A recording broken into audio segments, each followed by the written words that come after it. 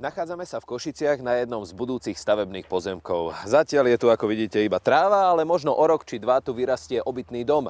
Dnešné technológie však umožňujú, aby ste sa možno vo vašom budúcom byte poprechádzali už dnes. Aké nástroje musíte použiť na to, aby sme sa vedeli prejsť po objekte, ktorý ešte nestojí? Hovoríme o nástrojoch virtuálnej reality, či už softwarových alebo hardwarových. Medzi softwarové patrí samotná tá virtuálna prehliadka, ktorá je namodelovaná, naprogramovaná vývojármi. Medzi hardwareové patria nástroje, ktoré slúžia na ovládanie tejto prehliadky. Ovládanie teda v zmysle pohybu a odzorávania príkazov do virtuálnej reality. A samozrejme potom nástroje, ktoré slúžia na zobrazovanie virtuálnej reality a teda samotné displeje, monitory alebo okuliare. V tom exteriéri používate aké nástroje? V exteriéri v prvom rade potrebujeme zmapovať tú lokalitu. Používame drony na fotenie panorám z jednotlivých výškových úrovní samotného bytového domu, aby ten výhľad bol realistický z každého bytu, z každej strany tej stavby. Takže v jednotlivých výškach nafotíme panorámy dnes len lúky a následne toto prostredie prekonvertujeme do virtuálnej reality, kde s tým už ďalej pracujeme. Skener používame práve v oblasti, alebo teda projektoch, kde je veľký nárok na mapovanie exteriéru. A pokiaľ hovoríme o stavbe bytového domu, kde klient prechádza bytovým domom, chodbami a jednotlivými bytmi, tak ten exteriér nie je tak dôležitý. Ale pri projektoch, kde sa zakladáme práve na exteriéri, my ten exteriér musíme zmapovať detailne a to dosiahneme práve 3D skenovaním. Čiže skenerom oskenujete aj každé steblo trávy. Áno. Ten je úplne takýto... A potom upravíme vo virtuálnej realite ďalej, už pracujeme s tým už v závislosti od projektu. Poďme na ten dron. Akým spôsobom sa mapuje to miesto práve tým dronom?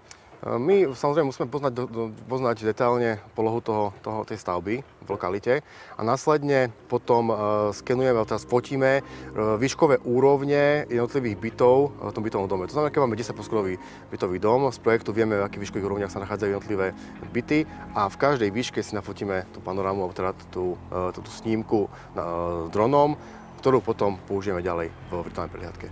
V akej kvalite sa robia fotografie a robíte aj videá? Videá spracovávame tiež, má požiadavku investora alebo developera, pokiaľ má požiadavku teda predstaviť lokalitu klientom. V tomto prípade sme robili tiež jednoduché video dronom do marketingových nejakých podkladov. Robíme to v kvalite 4K a obrázky v kvalite 12 megapixelov. To znamená, že virtuálna realita sa v súčasnosti dostáva na jedno z popredných miest v stavebníctve. Určite áno, samotná história virtuálnej reality v stavebníctve je veľmi rozsiahla. Od 10 rokov je virtuálna realita používaná prostredníctvom vizualizácií klasických. Samotná architektúra je práve odvetvie, kde často hovoríme alebo predávame alebo prezentujeme projekty, ktoré neexistujú. A práve tento nástroj umožňuje tým klientom a zákazníkom si predstaviť samotnú stavbu alebo samotný interiér.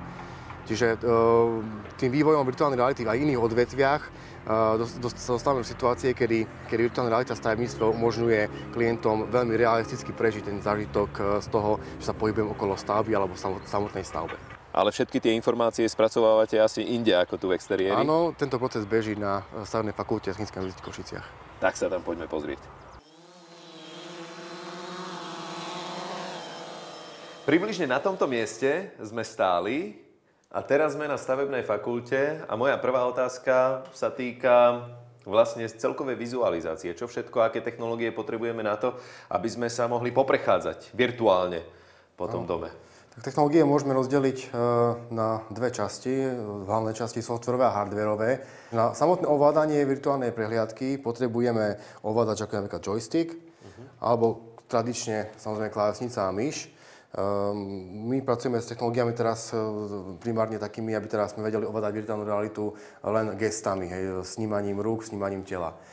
Druhou skupinou sú technológie na zobrazenie virtuálnej reality, teda nejaké displej, projektory, samozrejme okuliare, to je taká najžhavejšia technológia, ktorá je dnes dosť často využívaná. Táto nám umožňuje práve to, aby sme vnímali túto lokalitu alebo ten priestor imerzívne, to znamená prežili veľmi realistický zážitok z toho, že sme v tom prostredí reálne my a vieme sa v ňom pohybovať. A všetky tie fotky, ktoré tu máme a celý ten objekt sme vlastne videli pred malou chvíľou naživo a to sú reálne objekty, ktoré vidíme okolo seba. Áno, my sme v časti exteriéru naskenovali, teda v v tomto prípade nafotili panorámy dronom a tie sme následne využili už priamo vo vývojovom engine, kde sme ich spracovali do Tak poďte nám ukázať, ako sa môžeme poprechádzať po tej budove.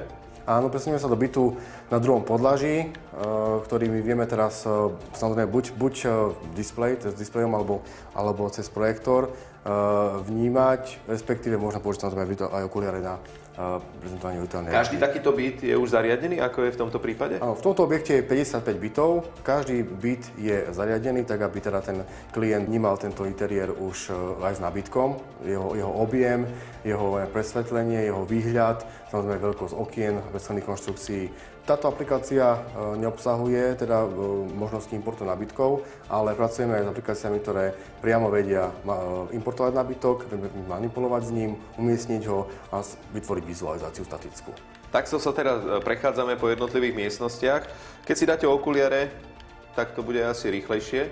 Takže ja viem voľne hýbať hlavou, prechádzať sa po interiéri, vnímať jeho objem, jeho zariadenie, samozrejme výhľady, tie, ktoré sme naskenovali, práve tam nafotili v exteriéri. Tento byt je terasový, takže viem výjsť na terasu a vnímať výhľad, ktorý simuluje ten reálny výhľad, ktorý stavba bude mať, alebo tento byt bude mať. Ako dlho to trvá, kým sa môžeme poprechádzať po takom byte? Ako dlho trvá tá vizualizácia? Samozrejme, otázkou je veľkosť toho projektu. Tento projekt obsahuje 55 bytov, takže je to stredný bytový dom. Dĺžka trvania realizácie takéto vizualizácie bola cca 1 mesiac. Dôležité je mať informácie o bytoch, hlavne samozrejme o počtu izieb, o počte izieb, o ploche jednotlivých miestností a samotné aj celého bytu a o informácie o dispozičnom riešení. Viete napríklad hýbať nejakým spôsobom, upravovať ten nábytok? Áno, s technológiami, s ktorými pracujeme, teda vytvárame aplikácie, kde je možné manipulovať s každým objektom v interiéri. V tomto prípade sme brali interiér ako statický, teda viem ho vnímať, viem ho sledovať, prípadne viem vojsť do iného bytu, ktorý má zariadenú kuchyňu inak. Ale nie je problém samozrejme pre nás aj manipulovať s týmito prvkami virtuálnymi. Je to virtuálna realita, ktorá je plne interaktívna, to znamená, že každý objekt je samostatný prvok, s ktorým ja viem pracovať. Kam sa chcete posunúť? Určite budúcnosť je vo vývoji softwarových a hardwarových prvkov v rámci používania virtuálnej reality. My sa nevenujeme vývoju hardwarových prvkov, tieto bežia samostatne, ale my sme samozrejme z nich radi. A čo sa týka softwarových nástrojov, tak opäť vývoj software a vývoj engineov, kde vznikajú tieto aplikácie, je tiež dopredu samozrejme. A kvalita grafického spracovania je prakticky každou novou verziou softwarových nástrojov lepšia a lepšia. Super, tak nech sa vám darí.